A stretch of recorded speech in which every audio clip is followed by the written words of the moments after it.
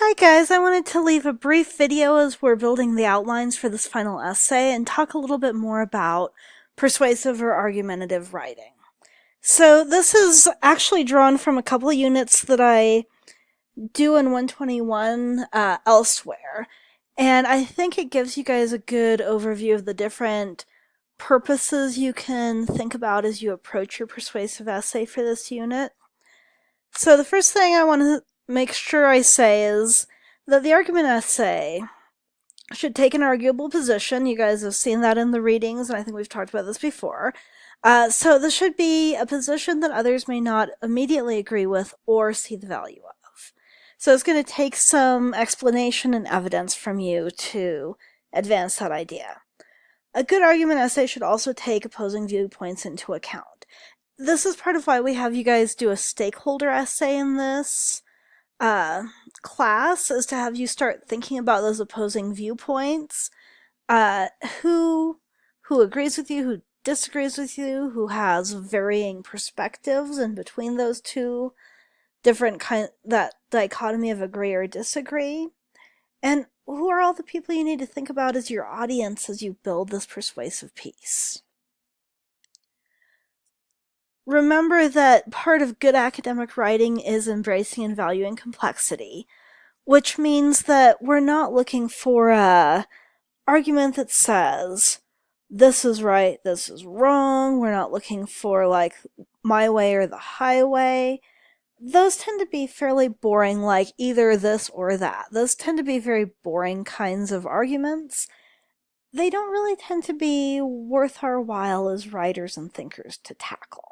So part of what I'm hoping you guys are doing, what I think most of you are doing from what I've seen, is really thinking about what the various kinds of perspectives and answers are. Where do you stand in the range of ideas? And how do you then use that position to enter the academic conversation and find your own voice in it? So in any kind of persuasive writing, two major ideas to keep in mind are the counterargument, that's also called an anticipated objection if you're looking at a Tolman-style analysis. So we're looking for you to be anticipating, acknowledging, and refuting counterarguments that could be made by a reasonable person. Part of that is really respecting people who don't agree with the opinion that you're advancing. And it's a way of saying to those people, look, I understand why you think what you think. I've taken the time to follow that up and know what your evidence is. At the same time, this is why I still think what I think. So it's part of joining a more reasonable and balanced kind of academic conversation. The other thing to think about, and what you've been doing all of your research to build, is your evidence. You need to make sure your evidence is credible, which you guys have been doing a lot this semester with your different kinds of evaluations.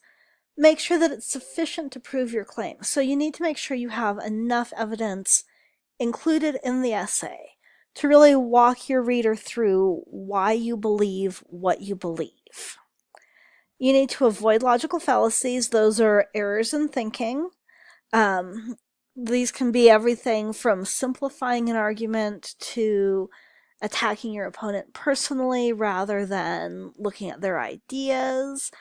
It could even be something like saying, well, gee, the majority of people think this, so it must be true. That's a bandwagon appeal. There are some really, really cool videos out there about logical fallacies. One of my favorite, I'll post it in the news announcement with this, but it's the Idea Channel, from a group called the Idea Channel. They are very meme heavy, but they definitely get the job done in understanding logical fallacies. So keep all of that in mind as you move forward. And then the other thing I really wanted to pull in for this unit is the idea of proposal writing. Proposal writing is often presented as its own type of writing, independent of persuasive or argumentative writing. I feel that a proposal essay is really more of a subgenre of the persuasive genre. The reason for that is that the proposal essay is really a call to action to your reader. You don't just want to impact what they think, but you want to impact what they do.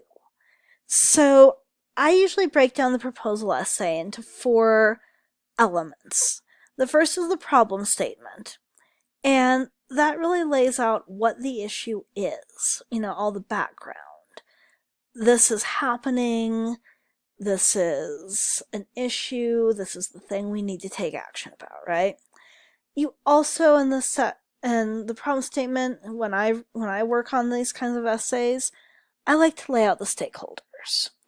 There are a few reasons for that. One is knowing who is impacted by the issue that you're addressing can be very important for letting people know who should be interested and what the impact is, right? So if we're saying, there are these stakeholders and they're impacted in this way, our readers can more easily understand why they need to take action.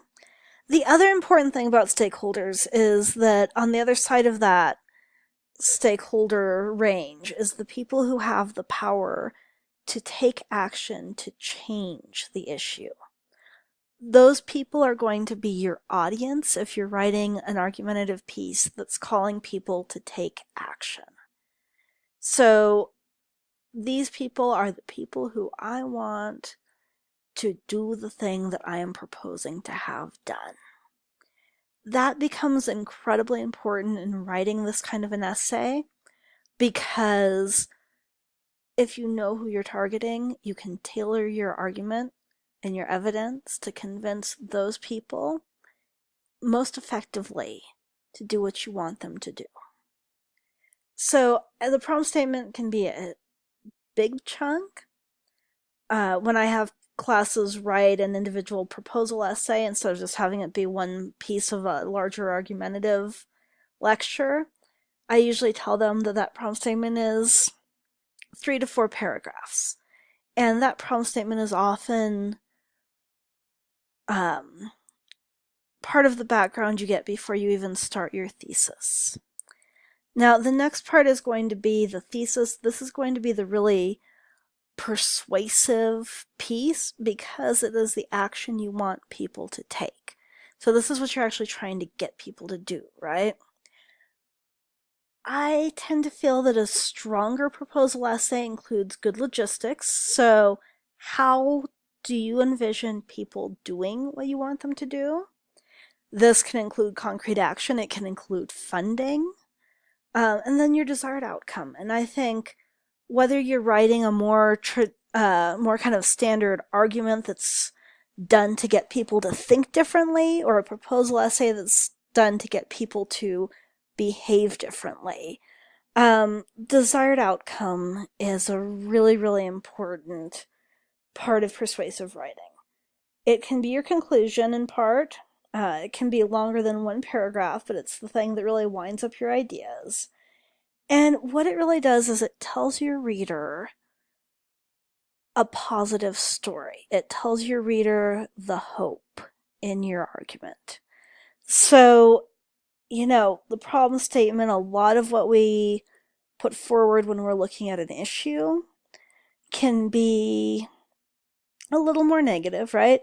This is the problem. This is the kind of idea I'm tackling. People are being trafficked. People are being neglected. People are losing opportunities. There's inequality, things like that, right?